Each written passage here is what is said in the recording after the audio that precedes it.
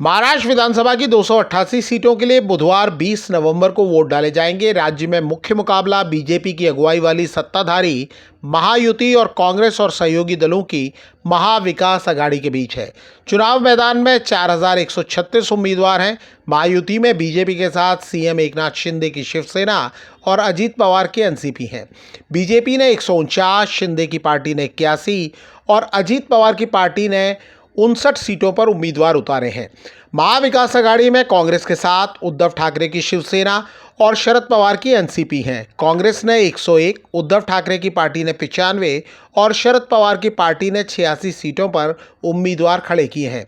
महाराष्ट्र में दोनों गठबंधनों के बीच कड़ा मुकाबला बताया जा रहा है। नतीजों का ऐलान 23 नवंबर को होगा। महाराष्ट्र विधानसभा चुनाव में महायुति को जीत मिलेगी या महाविकास अघाड़ी को, इस बारे में दावे से कोई कुछ कहने की स्थिति में नहीं है। चुनाव के पहले हुए कुछ सर्वे में महाविकास अघाड़ी को आगे बताया गया है तो कुछ में महायुति को। कई पॉलिटिकल पंडित लोकसभा चुनाव के नतीजों को लेकर महाविकास अघाड़ी की जीत का दावा कर रहे हैं। महाविकास अघाड़ी ने राज्य की 48 लोकसभा सीटों में से 30 पर जीत हासिल की थी, जबकि महायुति को 17 सीटें ही मिली थी। कुछ एनालिस्ट का कहना है कि लोकसभा चुनाव के बाद शिंदे सरकार ने कई योजनाएं शुरू की हैं, खासकर महिलाओं के लिए, जो गेम चेंजर साबित हो सकती हैं। चुनाव के बाद सीएम कौन होगा, इसकी तस्वीर भी साफ नहीं है। सर्वे में दावा किया गया है कि लोगों की नंबर 1 पसंद मौजूदा मुख्यमंत्री शिंदे हैं, नंबर 2 पर उद्धव ठाकरे हैं, तो तीसरे नंबर पर देवेंद्र फडणवीस हैं। शिंदे और फडणवीस खुद को रेस से बाहर बता चुके हैं। वहीं जानकार दावा करते हैं कि कांग्रेस उद्धव ठाकरे को सीएम पद देना नहीं चाहती। नए सीएम को लेकर असल कशमकश चुनाव नतीजे सामने आने के बाद दिखेगी।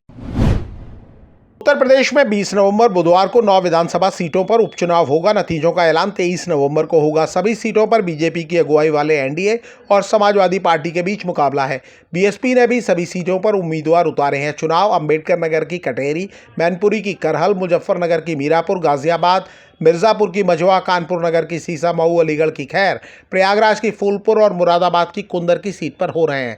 चुनाव मैदान में कुल 90 उम्मीदवार हैं। सबसे ज्यादा 14 उम्मीदवार गाजियाबाद सीट पर हैं। सबसे कम 5-5 उम्मीदवार खैर और सीसामऊ सीट पर हैं। असदुद्दीन ओवैसी की एआईएमआईएम ने गाजियाबाद, कुंदर की और मीरापुर सीट पर उम्मीदवार उतारे हैं। चंद्रशेखर आजाद ने 8 सीटों पर प्रत्याशी खड़े किए हैं। जिन 9 सीटों पर उपचुनाव हो रहे हैं उनमें से 8 विधायकों के लोकसभा के लिए चुने जाने पर वो सीटें खाली हुई हैं, जबकि सीसामऊ सीट विधायक इरफान सोलंकी को सजा होने के बाद उनकी अयोग्यता के चलते खाली हुई है। उत्तर प्रदेश में जिन 9 सीटों पर उपचुनाव हो रहे हैं उनमें से 4 पर समाजवादी पार्टी के विधायक थे। ये सीटें हैं करहल, कटेहरी, कुंदर की और सीसामऊ।